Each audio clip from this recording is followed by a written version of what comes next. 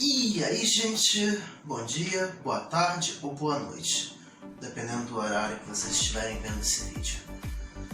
Parece que faz bastante tempo que eu não faço um vídeo aqui, né? Não sei, fiquei com essa sensação. Mas, mais uma vez, eu, Lucas Araruna, aqui no projeto Ler é Transformar, tentando incentivar vocês a entrarem no mundo da literatura. Mas vamos lá, moço. O livro que eu tenho hoje é um que eu li em 2016 e eu reli em 2021. É um livro chamado Coraline. Muitos já devem ter ouvido falar ele por causa do filme em stop motion, e ele foi escrito pelo autor Neil Gaiman. Mas no que conta esse filme? A história conta sobre uma pequena família composta por um pai, uma mãe e sua filha, chamada Coraline Jones, que se mudam para uma modesta casa vivida por outras 3 pessoas, uma casa enorme, tipo uma mansão, e ela é dividida em 3 pessoas. E essas pessoas que dividem a casa com essa nova família são a senhorita Spink e Forcible, são 2 senhoras, e o senhor Bobinski, que mora no andar de cima, ou mais conhecido como o senhor esquisito que mora no andar de cima. Com as aulas da Coraline prestes a começar, ela é uma criança, ela ainda vai à escola, ela se sente entediada, porque é uma pacata cidade do subúrbio, não tem muito o que se fazer por ali.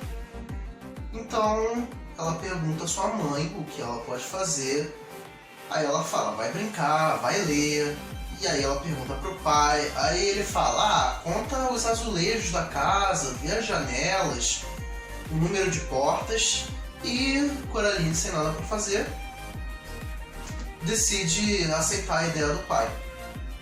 Até que, ao decorrer das suas explorações em casa, ela descobre uma pequena porta, quer dizer, no filme é uma pequena porta, mas no livro é uma porta de tamanho normal na sala de jantar, que se encontra fechada.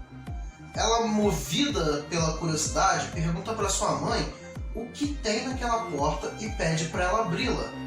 Então sua mãe pega uma chave muito velha que já estava naquela casa há um tempo e abre, e se trata de uma parede de tijolos, uma porta sem propósito. Sua mãe explica que quando a casa não era dividida, aquela porta provavelmente era uma abertura de um cômodo para outro, mas como outras pessoas começaram a morar, ela foi fechada para dar privacidade. Bem, Coraline se conforma com a ideia, um pouco decepcionada, mas num certo dia ela continuava entediada e resolveu checar a velha porta novamente. Mas ela estava trancada, sua mãe tinha fechado. Então ela subiu em uma cadeira e pegou a chave que estava pendurada no armário. Ao abrir a porta novamente, ela se depara com algo diferente. A porta não tem mais os velhos tijolos. O que ela encontra lá é um corredor escuro, um cheiro de bolor fedorento, sabe? Com aquele cheiro de coisa velha. Ela, movida pela curiosidade, resolve entrar no corredor. Um corredor frio, um pouco assustador. E quando ela entra nele, quer dizer, quando ela passa por todo o corredor escuro, para nossa surpresa, ela se encontra na casa dela. Ela estava na casa dela, entrou no corredor e passou por ele, e se encontra na casa de novo. Só que tem algumas coisas diferentes. Algumas partes da mobília não são a mesma da casa dela, a casa é um pouco mais colorida. E quando ela se encontra com sua mãe nesse outro lado do corredor, sua mãe está diferente. Sua mãe tem botões de costura, botões que nós encontramos nas nossas camisas, no lugar dos olhos, costurado no lugar dos olhos. e o resto eu vou deixar para vocês descobrirem. Eu acho que a principal mensagem que esse livro quer passar pra gente tem a ver com coragem. Para quem lê o livro, sabe que a Coraline enfrenta diversas adversidades para resgatar algo precioso para ela. E mesmo diante de tantos problemas, ela será vitoriosa. O próprio escritor, nessa edição, diz: ser corajoso não significa não ter medo. Significa ter muito medo mesmo, mas ainda assim fazer o que é certo. Essa é a mensagem do livro. Ser corajoso e fazer o certo, mesmo com medo e problemas. Não tem... É basicamente isso. É bem fácil de entender a mensagem. Tendo dito isso, vamos passar para as curiosidades. Curiosidade número 1. Neil Gaiman escreveu esse livro para suas duas filhas, Holly e Mary, porque ambas gostavam muito de histórias de terror e seu pai, sendo um escritor, elas pediram para ele fazer isso. Neil Gaiman é um escritor com um nome já marcado na história da literatura.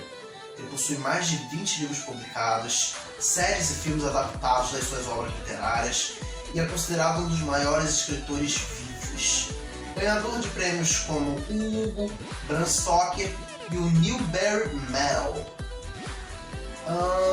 Essa foi a curiosidade número 3. O nome Coraline foi um erro de digitação. A personagem principal deveria se chamar Caroline, mas Neil Gaiman gostou tanto de como soava o erro de digitação que resolveu deixar assim. Tanto que conforme você lê o livro, isso também aparece no filme. Você percebe os personagens chamando ela de Caroline, porque eles confundem o nome dela. E ela fica com raiva e sempre corrige dizendo que é Coraline. E outra curiosidade, essa edição que eu possuo nas minhas mãos é uma edição de comemoração aos 10 anos de publicação.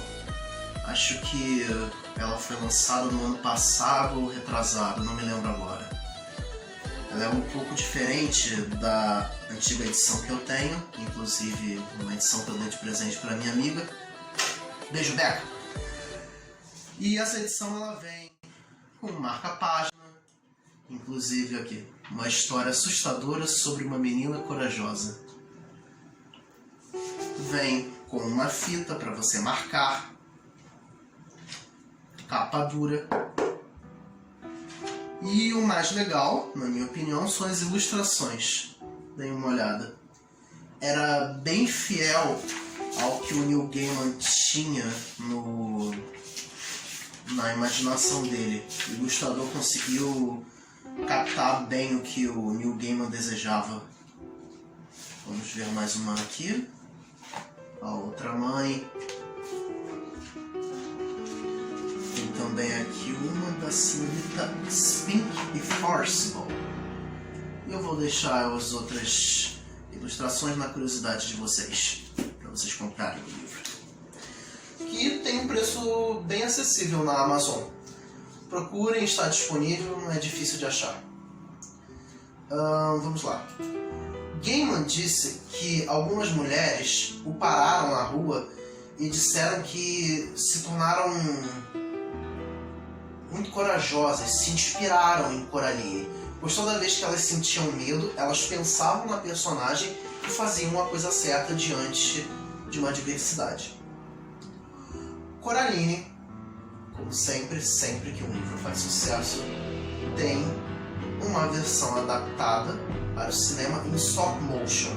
Para quem não sabe, stop motion é um modo de fazer filmes de animação que você pega bonecos de biscuit, você modela eles e você vai mexendo eles quadro por quadro e edita para que tudo aquilo fica sobressaído.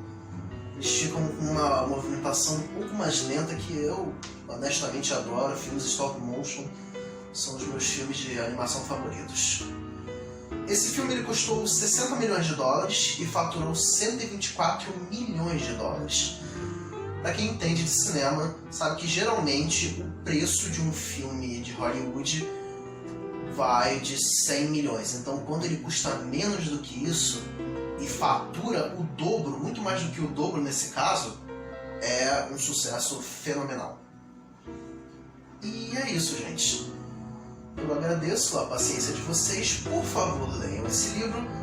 Ele é simples, era uma história feita para criança, mas tem uma mensagem muito adulta. E aposto que alguns de vocês que viram isso sentiram medo, conseguiram ter aqueles arrepios quando assistiram o filme. Se vocês forem amantes da literatura, se vocês só estiverem ainda adentrando esse mundo, eu acho que vocês vão conseguir sentir um pouco disso. Muito obrigado pela paciência de vocês. Bom dia, boa tarde e boa noite, dependendo do horário que vocês estiverem vendo esse vídeo.